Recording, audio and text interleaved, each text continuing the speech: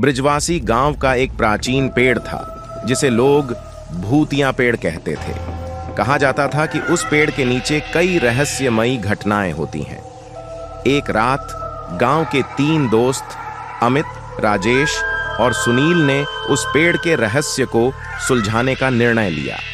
रात का अंधेरा घना हो चुका। तीनों दोस्त टॉर्च लेकर उस भूतिया पेड़ के पास पहुंचे। पेड़ की छाया में सब कुछ डरावना लग रहा था। अचानक उन्हें एक बच्चे की रोने की आवाज सुनाई दी। आवाज सुनते ही तीनों के रोंगटे खड़े हो गए। अमित ने कहा, शायद कोई बच्चा मुसीबत में है, हमें उसे बचाना चाहा। आवाज का पीछा करते हुए वे पेड़ के पीछे की ओर गए, लेकिन वहां कोई बच्चा नहीं था। अचानक हवा में ठंडक बढ़ गई और टॉर्च की रोशनी धीमी हो गई। तभी उन्हें एक पुरानी हवेली दिखाई दी जो काफी समय से वीरान पड़ी थी। अमित ने हिम्मत जुटाकर हवेली के अंदर कदम रखा। अंदर का दृश्य और भी डरावना था। जाले, टूटी फूटी दीवारें और हर जगह अंधेरा।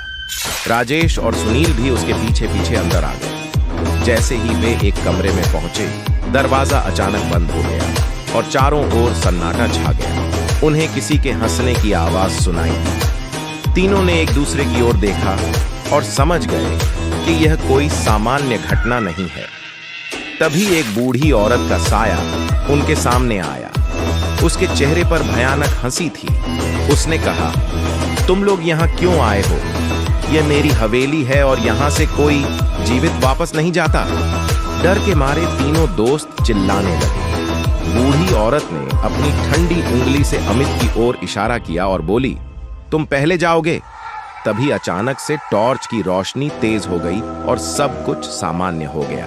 तीनों दोस्त तेजी से बाहर की ओर भागे और किसी तरह पेड़ तक पहुंचे। अगले दिन वे गांव के बुजुर्गों से मिले और पूरी घटना सुनाई। बुजुर्गों ने बताया कि वह बूढ़ी औरत इस हवेली की मालकिन थी और उसकी मृत्यु के बाद उसकी आत्मा इस पेड़ के आसपास भटकती रहती है। उस घटना के बाद अमित, राजेश और सुनील ने कभी भी उस पेड़ या हवेली के पास जाने की हिम्मत नहीं की। उन्होंने यह भी तय किया कि अब वे किसी भी रहस्यमयी जगह पर जाने से पहले 100 बार सोचेंगे। गांव में यह कहानी सुनकर सभी लोग उस पेड़ से दूर रहने लगे और इस तरह ब्रिजवासी गांव की भूतिया कहानी पीढ़ी दर पीढ़ी चलती रही, जो लोगों को सतर्क रहने और अनजाने खतरों से बचने की सीख देती है।